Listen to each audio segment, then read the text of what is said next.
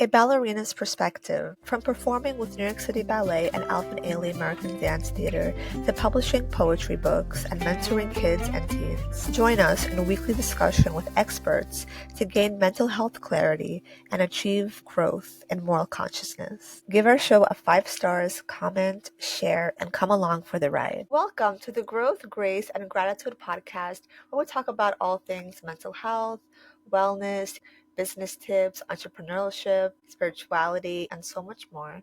And today I thought it would be great to talk about the feminine nature, feminine rising, all things connected to femininity, feminine purpose, with our very special guest, Shaina, who is part of the global sisterhood community, where she inspires women to connect to their true wisdom and core feminine self. So thank you so much for coming on the podcast, Shaina. I'm so excited to chat all things feminine and spirituality. Thank you so much, Ari, for having me. It's a pleasure to be here.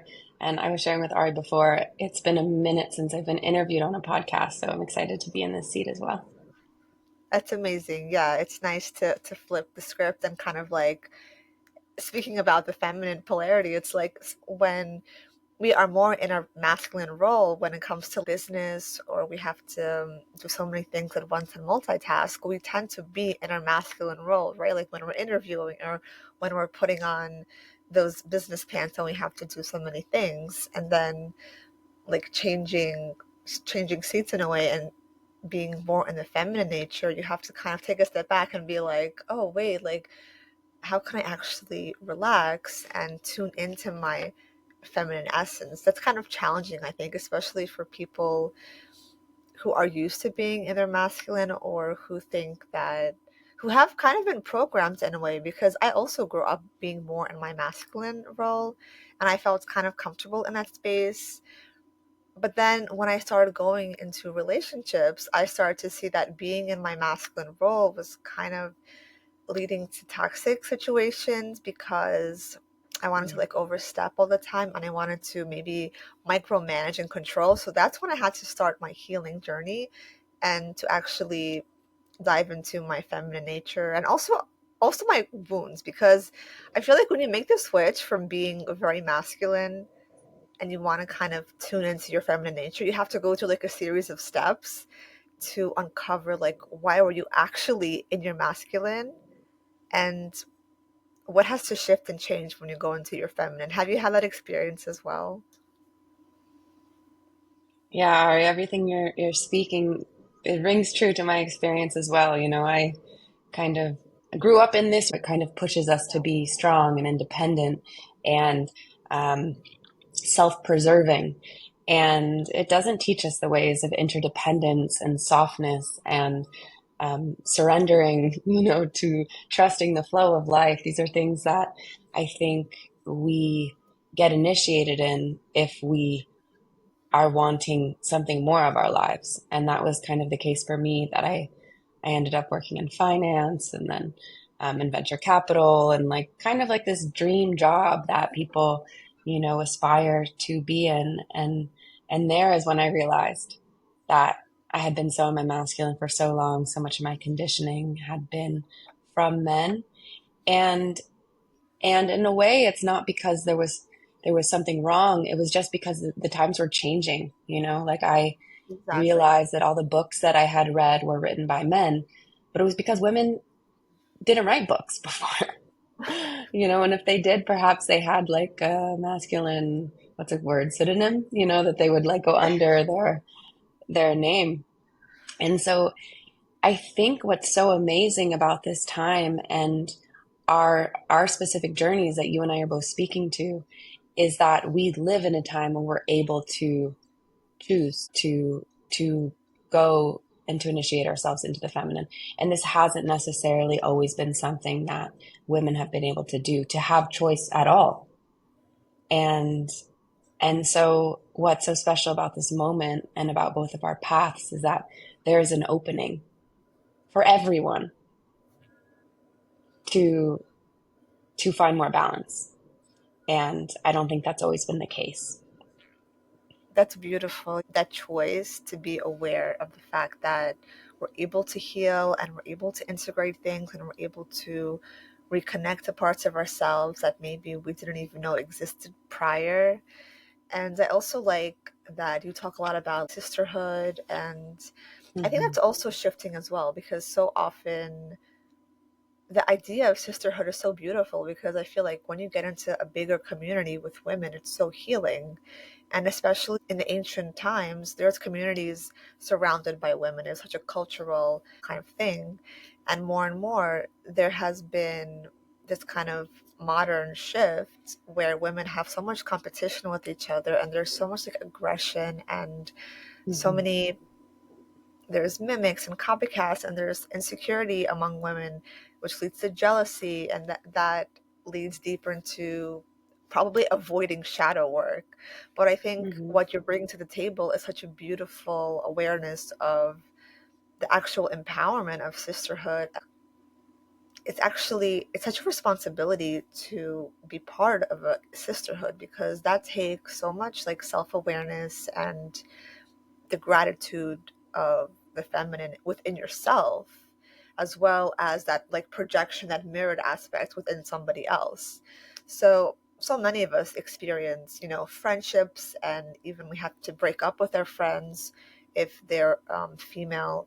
Sometimes we experience, heartbreak and betrayal, and that's so not fun. But as we're growing, I feel like it's such a gift to find friends that are able to kind of want the same thing that you do, and that's to grow, like to grow in your humanness, and to Hmm. see each other in their raw authenticity. How did you start this whole idea of like bringing women together and to appreciate that, because that is such a beautiful value? So I want to first start by saying that sisterhood is everything, right? Like it's the beautiful, it's the healing, it's the togetherness, and it's also the jealousy and the competition. Um, and I've had both. You know, Yeah, I grew up it's with a like it's sister. natural. Yeah. It's totally natural. You know, I grew up with a sister. We used to fight all the time. My parents would always tell me that we were going to be close one day, and I just like couldn't understand. And then I had friends, you know, in middle school and high school that were amazing and toxic. You know, like we would, Yes. we were best friends, and we would have so much fun, and we would totally talk shit about each other. And you know, and there was jealousy, and there was competition, and um, you know, I got so worked with sisters. Like I think that's the reason like I'm able to do the mission that I'm doing, because I have been in all the shadow realms of sisterhood. Not all of them, of course. There's endless, but I've been in a lot. And you know, it's interesting because when I was in that venture capital building in San Francisco, it was me too. I was realizing about my feminine. And I think this is the part that the universe, like that feminine aspect of the mystery is so beautiful, because I never actually really thought like I need to find sisterhood and this is what I need to heal. But that's when I met Lauren, who was the founder of the movement of global sisterhood. And we got invited, she invited me to come and be her partner in this like next stage of the movement. And that was what I needed. You know, I needed that sisterhood. I needed someone to invite me in. I needed someone to really see me and feel me and hear me um and be my sister in that next part of my journey. Because what ended up happening to me is I like her and I both initiated each other into this like deeper level of understanding what sisterhood really means, and really like combing through all of our programming and our wounding to really allow ourselves to be authentic with one another. And you know, I've been working with her since 2018. It's 2025. So it's taken like 7 years for us to really like move through this cycle. And it's incredible like what one mirror of sisterhood really does for you. And she wasn't my first mirror. You know, I've had many, but she was one of these people that allowed me to really see myself in a way I never really had before. And that can change everything. having one sister in your life that can see you, that wants to grow, that can laugh with you and make peace and fight with you and get over it and heal. Like having a sister like that is so powerful, so powerful. And what I've been inspired by is that power that we have when we come together, when we acknowledge the competition, the jealousy, the all of the things that we've been meddling in, you know, for a long time, and we just accept that that's the way that it has been, because it's not necessarily wrong. Like it's so easy to make ourselves wrong in this world, but I really do believe that we're doing the best that we can given everything that we've received, which is our conditioning, our programming, all this kind of stuff. You know, we're really just doing the best that we can. And so it's like just accepting this is where I've been, and then having someone that can show you this is where I'm going. I want to be able to show up for my friends in a deeper way. I want to be real and authentic. I want to be vulnerable. And it's possible. Like if you're listening to this and you don't have those friends right now that you feel like you can be your full authentic self, you know, will it into being. It exists for you. Like there are communities out there of women that are on the healing path, and they're not perfect. None of us are perfect. You know, we're all learning. I still notice sometimes when I feel jealousy or competition or these feelings, but it's just the acknowledgement, you know, and it's something that is possible for all of us to be with and work with and come together within this context to really like be in this new presence of sisterhood. 100%. Yes, that is so true. We are each other's mirrors. The bonding moment of sisterhood that was toxic was that women were coming together to gossip. And I think that evolved Hmm. so much over time because people Hmm. have realized that when they're coming together to gossip, that's low level, it's like not a fulfilling kind of vibe to be in. And hopefully more and more people are realizing that it's such like a lack mentality. It's not productive, it's not joyful, and to use the energy of sisterhood for that, it doesn't lead anywhere. It doesn't amount to anything positive. So I'm glad that many people are starting to realize like there's something deeper that can be done with the beautiful bond of sisterhood than just gossiping, because Hmm. that Hmm. just feeds onto like lower level lack. It's not Hmm. conducive to any kind of spiritual growth unless from there you can actually think how to help someone. But if it's like trying to put somebody down because you feel yourself that you're in a weak state, it's that's the same thing like toxic masculinity. It's like coming together to bash on women. It's so, especially with the now healing the masculine and the feminine, it's like there's so many different aspects to heal and to incorporate those aspects of sisterhood and brotherhood. And I think it's also cool how brotherhood is also rising, like connecting men connecting on more of a spiritual level to one another and to actually bond through authenticity. It's also a really great shift because more and more men also don't want to gossip and they don't want to talk badly about women as they were, programmed like locker room talk. Hmm. It's cringy, and it's also the soul doesn't like that feeling. And once you're evolving, and so many of our listeners are empaths, they don't want to be around those kind of people. And now more and more empaths are realizing like, oh, if I don't want to be around those people, I have to shift kind of like my priorities and how I want to invite friendship in my life and what I want to talk about. Like, why Hmm. do I want to have conversations? What are they leading to? I really appreciate how so many of us are kind of like thinking, what do we want to even talk about with our friends? Because that's such a unique perspective to think about. And then this places like intention at the forefront. It's like whatever our intentions are, let's align with that, and then we can help each other hopefully grow, evolve, and be better and happier humans. Hmm. You know, it's interesting because my sister actually reframed this for me because I was like, ah, Rachel, I don't like the word gossip. And she was like, well, actually, the word gossip came from the patriarchy, because women used to sit around and talk about um, situations that were happening to kind of warn each other. This guy's doing this, you better be careful. And so there's Oh, actually an aspect of coming together and sharing that is for our own good. You know, like if I were yeah. to tell you that this guy's kind of getting around and all of these things and causing harm, like that's a way that we're conversing and sharing. And so that actually got like programmed to be gossip, which was women coming together and smack talking. That also happens, right? And so it's like we have to also like we also have to realize, I think, so much of our conditioning and even our programming of what our words or what's good and what's bad, like it's not always um, one thing, right? It can be both. True. Like gossip, for example, is like there's a helpful aspect, which is like, Ari, I need to tell you about this thing. And then there's the other part that's just like under the rug stuff. That's just like me trying to make myself feel better and not being nice.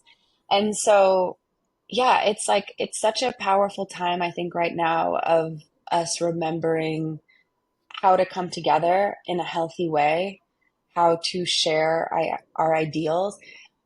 And I think this is like where we're kind of on the growth edge of it's like how we can come together and be super different, have completely different perspectives, and be able to listen and to be able to share. And this to me is the feminine, you know, the receptive aspect, the ability to listen. And, you know, you can see how, like in our political climate, that we have such an inability to listen to one another. It starts from the very micro to the macro. And so I was listening to this podcast yesterday with Adrienne Marie Brown, and she wrote the Emergent Strategy. She's a brilliant thinker, and um, she was talking about democracy, and she was like sharing that people are not finding that there's democracy at the top levels of our government. So she went around asking people like, "Are you democratic in your household? Who makes decisions in your household? Who budgets in your house? If it's not a democracy, like in the small way, how can it be a democracy in the big way?" And so this to me is like what we're doing within ourselves, why we go on the healing path. Like you want to see the feminine rise, you better allow that feminine energy to have space within your life. At what points in your day are you creating space for receptivity? How are you slowing down? How are you practicing kindness? I've found so much of my own healing with the masculine and feminine is in my own quietude, learning how to reprogram the way that I speak to myself. I used to have shame around my singing or my dancing. And it's that aspect of the unhealed masculine that wants to control so we don't embarrass ourselves or, you know, cause some kind of like pain, future pain, you know, and maybe this exists from a previous trauma. And so I guess like what I'm trying to say here is the movement of brotherhood and sisterhood is happening, I believe, because people are learning how to tune in to themselves and they're learning how to be kinder because we can't serve what we don't got. Like when I speak to you, I'm like a coffee shop. I can only give you the coffee that I've made for myself already. Like I can't Yeah. give you something that I've never made. And so, you know, it's like it's also this beautiful like understanding of compassion because these people that are going around angry or hurting or causing pain in some way, that's they're serving what they give themselves. So it's like, you know, we have to really like look at that and be like, wow, like what a difficult experience that person must be having. And it doesn't mean that we need to stay in relationship with these people. We can set up boundaries, we can Yeah. do things to take care of ourselves, but we do need to understand that whatever it is that we're wanting, that we're seeking, you know, it's also worthwhile to look at what's going on within. That's so beautiful. I love that. Yes, it's like how you mentioned the listening aspect of the, yes, it's like conscious listening. I think so many of us are learning about conscious listening, where Mm, we're not listening to react or respond right away, because that's like a very superiority, ego based intention. But when we're actually consciously listening, and how you mentioned space, it's giving space to the words and to the potential of learning something, hearing something new, because everybody is so hyper alert all the time with the nervous system. It's hard to consciously listen because so mm, often interactions and conversations become very aggressive. And I think I wrote an article a few months ago about like intermittent like silence, where you would have a few hours in the day to just like not speak if you're able to. Obviously, if like everything is safe, and if you're able to like give yourself an hour or two of just like not talking, and how that like shifts things, and how thoughts even become more louder, but then you can kind of shift them and have newer thoughts. Because so often when we're talking and we don't have that intention behind it, or that conscious awareness, we're just like talking, we're repeating phrases that may be past pains or past traumas or past programs that have been just ingrained in us. But when we begin to focus on what we're saying and why we're saying it, it becomes such an empowering mhm, way to embrace what we actually want to talk about, and what we're willing to allow ourselves to share, and also to accept from another. Because also when we hear somebody and their perspective and their journey, sometimes we also react like to please them. We people please very often. That's also a program we have to kind of unlearn. And when we stop people pleasing, we're able to respond still from a caring space, but not necessarily to just people please, even if it might actually hurt them. If you're ready to shake off that daily stress, come join us for online beginner adult ballet and yoga classes each week to connect with the flow of movement and the art of ballet into perfect synergy. Come as you are and learn to love your body a little bit more and gain strength and flexibility with each class. All are welcome. Sign up at balletartsmovement@gmail.com. First class free. mhm, mhm. Yeah. People pleasing, it's really hard. Yeah. A lot of the work that I've been doing over the past couple years has been around worth and women Yes. getting to understand their worth, which is inherent, right? We're children of God, divine, spirit, the stars, whatever you want to call it, right? We're all here on this planet, and um, we're made of infinite luminous consciousness. Like our worth is inherent, and we forget, and we have stories from our past that keep us, you know, kind of looping. And I find that this aspect is really important in this next time, is like women remembering their worth. And there's a teacher that I brought in to share in the courses I was doing online. Her name is Mare Chapman. And she teaches mindfulness of internalized misogyny. And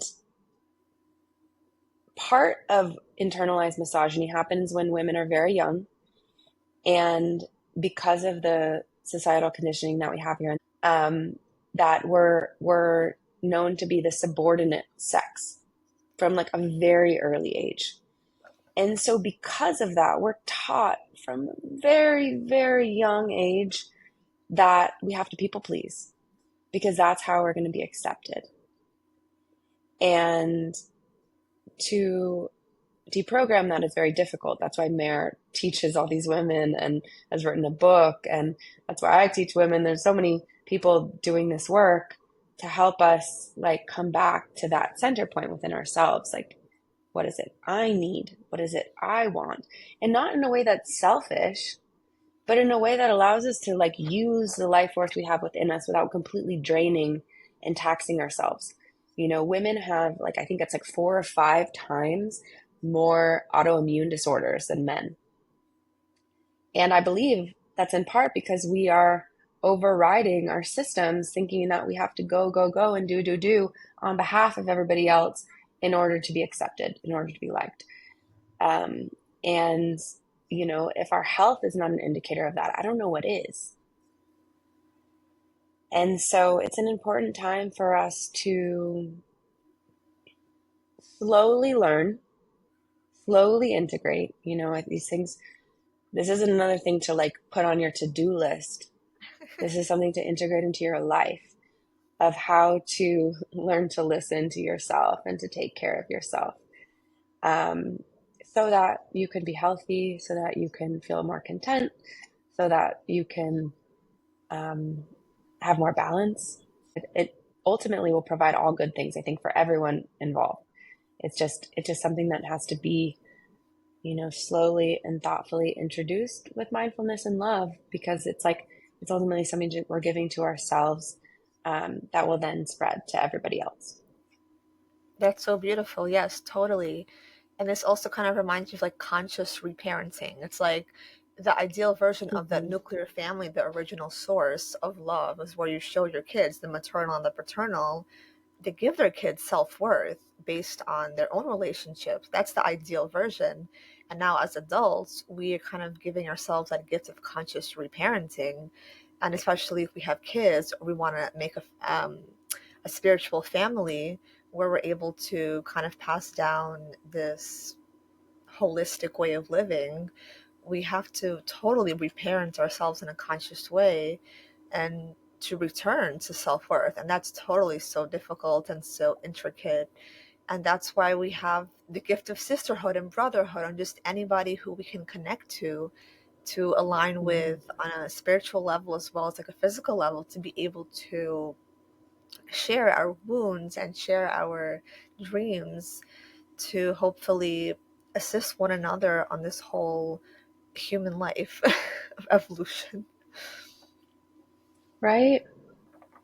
Yeah, totally. Mm-hmm. Do you have any advice for our listeners, for them who are interested in growing and evolving their spirituality, but maybe they feel like they also suffer with like self-worth issues? Mm-hmm. For anyone who is struggling with voices of I'm not good enough, you're not worthy, someone else is going to do it better than you, I just want to send you so much love, because I know this and it's really hard. And I also want you to know that this is your guide. Even if it seems scary, even if it feels really hard, this is how life works. Even our most difficult experiences, the dark things, are guides for us. And so wherever you are in the journey, you know, this can be your starting place. This can be the place that you begin to understand that these voices, it isn't you. And when we're so caught up in our minds, it's really hard to be able to separate ourselves from that understanding that this isn't us. And so I highly advise meditation and sitting with yourself and sitting with your breath and sitting with your thoughts. And no matter how crazy they are. And I also advise you to pray, because praying has been something that's really helpful for me. You know, I pray to the Great Mother. I practice in the form of the rosary. Whatever feels resonant to you, do that, whether you want to give thanks to the earth or to the sun, the moon, the stars, to the trees, to this higher self within. It's whatever it is that resonates with you. And so if it were me, and this is what I've been doing as I've been healing on my worth journey, it's to ask the Great Mother and share with her what is going on for you. I'm really struggling. I'm having these really difficult thoughts. It's bringing me to really dark places. It's very hard for me to hold. Please help me hold this. I want to transform this. I want to be free of this. I want to know myself in a deeper way that is beyond these voices, beyond this like haunting memory of something that happened to me. And the meditation doesn't have to start like with like 45 minutes of meditation. You can sit with your breath for 1 minute. It's just like slowing down, consciously focusing on your breathing. And there's something that I found to be really helpful, and it's this mantra, not me, not mine. And every time you have a thought that comes into your head, not me, not mine. And this way we learn to like disassociate from whatever the thoughts are, because often even when we begin meditating, then we're like, we thoughts that we like. We're like, we like these ones. This one feels more like us. And then we have ones we don't like that are like negative. And that's even a point that you have to get to where you can even start to acknowledge that, and so what I'm advising is just to focus on the breathing. And as you kind of progress, you'll start to see that these thoughts that are arising, they're not yours. And it only requires like this much spaciousness to be able to make a change. Because perhaps there's something that you want to do, and then all of a sudden this thought arises, you shouldn't do it because you have a pimple on your head, and because you have a pimple on your head, you can't be seen in public, and all these kinds of things, right? Like, I'm going to be rejected by society because someone's not going to like my appearance, like any of these kinds of things. You just need this much spaciousness to realize that like I can throw that thought. But getting this much spaciousness is actually really hard. That's why I advise bringing in a higher power, bringing in the animate force that creates all life, that grows flowers. Like, there is a power in this. And that force exists within us as well. And so we shouldn't give up on ourselves. This is something that's really important, I think, in this work, because it can feel almost like we go through waves. It's like, I'm doing so good, and then all of a sudden I'm back at the bottom again. What the heck? Like, that's okay. That's normal. This is just what happens. And it's a spiral. This is the way of learning of the feminine. It's not linear. It's not straight up and to the right. It's not like this endless growth forever. That's not how life works. It's a spiral though sometimes. And we can end up at the same point again. Feels so the same, so triggering, because, oh my gosh, how did I end up here again? I did all this work, blah, blah, blah, blah, blah. But then you realize you're literally not in the same place. Might feel the same, might feel similar, right? But it's not. And so it's like the worth journey is like this, because there is so much healing when it comes to women owning their worth, in culture and society. Like, it's been programmed for thousands of years that we are unworthy. God has been a man. If you look in the Bible, it's he. And so of course we feel subordinate. Like, we were unable to like get a loan from a bank, for like less than 60 years, like we just got the right to vote 100 years ago. Like, there's so many things that have been shifting. Like, of course we feel unworthy. Like, women's work, being a mother, is unpaid work, like, and that makes us feel unworthy when our work is not getting valued by our value system, which is money in our society. It's very hard to realize that everything that you're doing every day is worth something. And so I just want to remind women too of the context. This is not your fault. You are not bad. You are not wrong because you have these thoughts or these feelings. You are normal, unfortunately, in our society. Fortunately, unfortunately, because what is fortunate about it is because you're not alone. And this is why sisterhood's so important, is that when we start to come together and to share about these kinds of things, we can go, me too. Because like I know it. My friends know it. Like the people, the women, you know it. You know, how many times have we been with these stories? And the truth is that men have it too. Men have it too. And I think this actually was really healing for me to realize that this is not isolated to the feminine or to women, you know, like, and I think we can, the feminine exists in all things. And yeah, and it's undervalued, and so it manifests in so many ways of us not fully realizing our worth. And so for those women, I highly suggest prayer, meditation, finding support groups of women that you feel seen and heard by, you know, practices that help support you in growing, like playing music with other people, or you know, doing some activity that you really like to do, stepping out of your comfort zone and realizing that it's not as scary as you thought. And then there's tons of programs and people that are specifically speaking to these needs. You know, I run a program called Worth of a Woman. It goes specifically into the wound.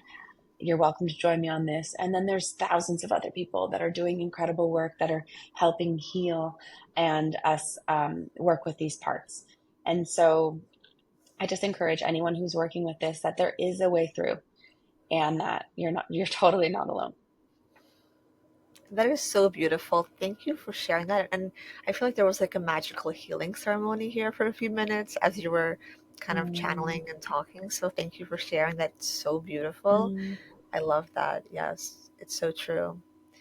And that gift of connecting, like again, with the sisterhood and with the brotherhood, it totally makes us feel like less alone. And that as we are evolving and trying to evolve and choosing, we want to choose that evolution, that we're going to attract those timelines and those people that are best suited to support us and vice versa. And it is so true. It's like as we're growing, we have those repeated timelines, which feel very karmic in nature sometimes, to kind of test us to see, like, okay, here's that same like trigger.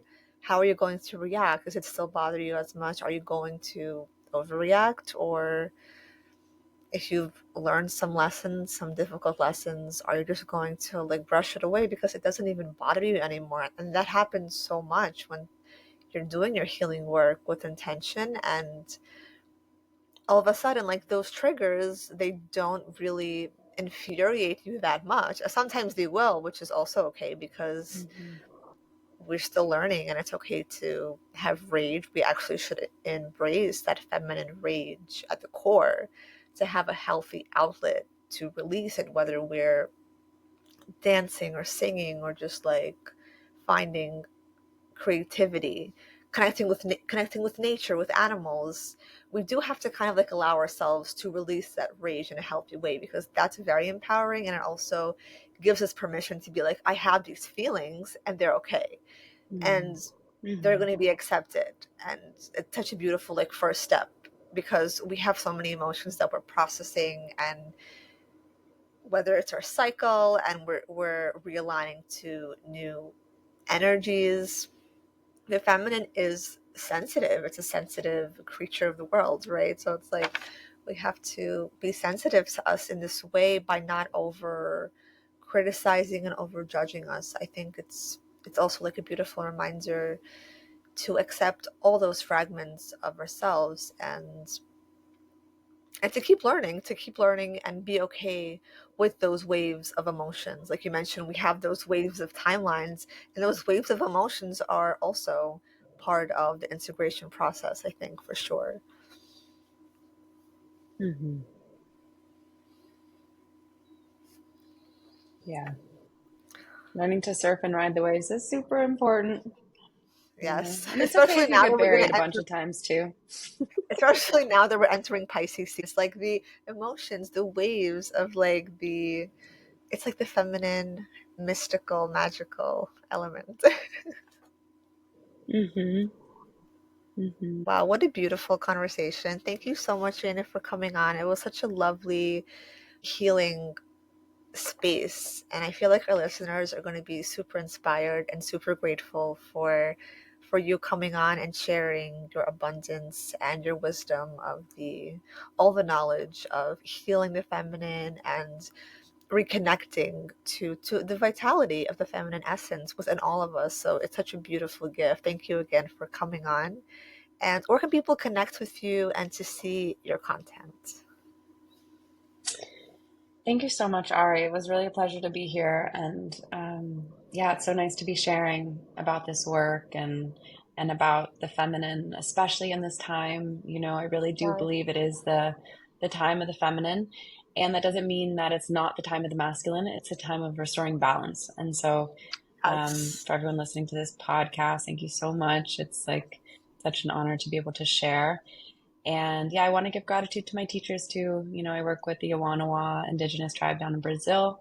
And yeah, a lot of what I'm learning comes from them. And I have so much gratitude. And then, you know, Lauren Walsh, I worked with a Global Sisterhood, and all the women in my life. My sister, Rachel Connors, is a huge teacher of mine, and my family and my spiritual path. And so I'm just really grateful to them. And to find my work, you can find me on Instagram. I think that's probably the best way. So, Worth of a Woman is a body of work that I've been cultivating, and it's spelled Wearth, Worth of a Woman. And it's because we are Earth. And so, um, that's the work that I've been doing. You can also look at the Global Sisterhood at Global Sisterhood. I think it's at the Global Sisterhood on Instagram. And we have a podcast called The Time of the Feminine that we haven't been recording for about a year now, but it has a treasure trove of information about the feminine, about what happened historically to get us to the place that we are today. And so many of my teachers, Anne Baring, Yaya Louisa Tish, Juanita Robertson, um, have shared their wisdom on there. And it's really a treasure trove and a body of work that I think most highly of. And so, um, with Worth of a Woman, we do programs probably a couple times a year. So yeah, Ari, that's it. Thank you so much. This was a lovely interview.